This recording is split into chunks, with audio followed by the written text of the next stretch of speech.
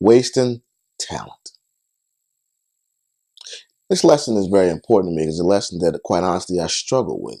I'll close the video out with the very point in my life where I learned this and where I struggled through some tough times. Over the past couple of weeks, I've had the opportunity and the pleasure to talk to a couple of the guys from the mentoring program that myself and my partner, Kirk, were involved with last year.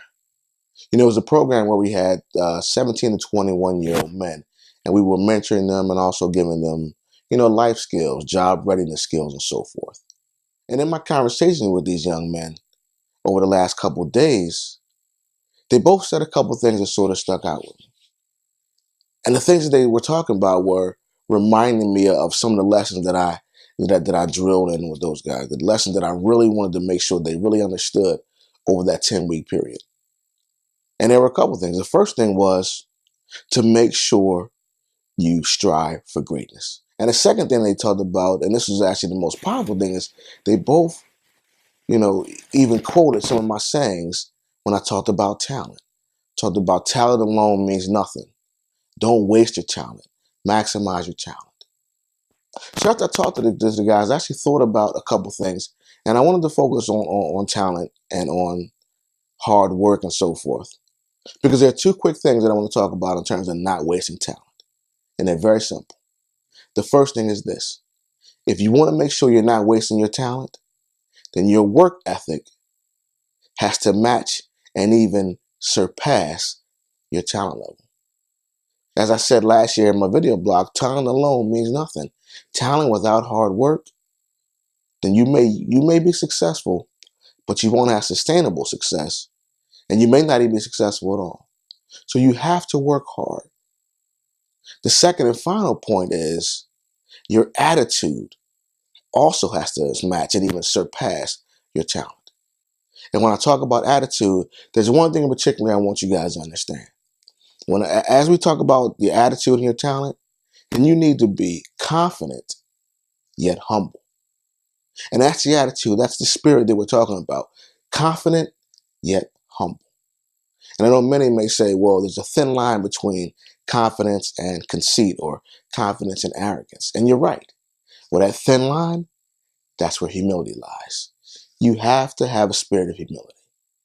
If you don't carry that spirit of humility, then your talent won't mean as much. See, confidence is saying, you know what, I recognize that I can be successful. God has blessed me with these talents. And in order for me to be at my very best, then I have to honor him with my actions. When you go to the far extremes, then your confidence becomes arrogance and you start to look down at others or think you're better than others and so forth, and not realize that you're part of the bigger picture. So your attitude must surpass and even must match and surpass your talent. I'm confident yet humble. So as I said, there was a point in my life where I learned this, where I struggled with this. And that point was almost 20 years ago when I was working in corporate America. So to get my feet wet in corporate America, I joined the leading company in insurance and annuity services. And I was among a hiring class of about 30, 35 employees. And very early on, the vice presidents and above pinpointed me as a potential star in the organization, whether it was the way I placed on my exams to enter the company, or whether it was the way I got quickly acclimated to, what was going on, and I learned some things. So much so they made me the trainer for the new employees. But there was something they saw within me that made them think that I could possibly be the next level of leader in their company. But I never got there. I never reached that level of success, mainly because as talented as I may have been, and the talent is what they saw, obviously, my attitude never matched it, never surpassed it. I worked hard. I was committed. I was focused, but I didn't have a proper attitude. That second component, I wasn't confident yet humble. Once they started heaping praises on me, I kind of thought it was about me. As the saying goes, I started reading my own press. I started talking about me in the team meetings or the organizational meetings, and I thought it was all about me. I'm that guy. I may have been that guy on paper, but it never materialized. And what was interesting is I kept watching people around me get promoted to supervisor, to manager, to vice president, and so forth. And I'm looking around like, well, wait a minute. I'm that guy. I'm the star. What's going on? And I looked at everyone and everything except, as Michael Jackson put it, the man in the mirror. I didn't look in the mirror and recognize that I was holding myself back because I didn't have the right attitude. So my talent was being wasted. Now, I ended up leaving that organization, joining a couple other companies, and as I said, I learned and matured.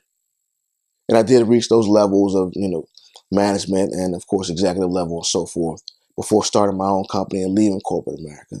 But it was a very valuable lesson because through that process, and it was a very tough process, I learned that I was wasting my talent. Remember, we were all gifted. We were all blessed by God with gifts, anointings, skills, and so forth. But if we don't have the proper work ethic and the proper attitude, then we'll just be wasting our talent. I was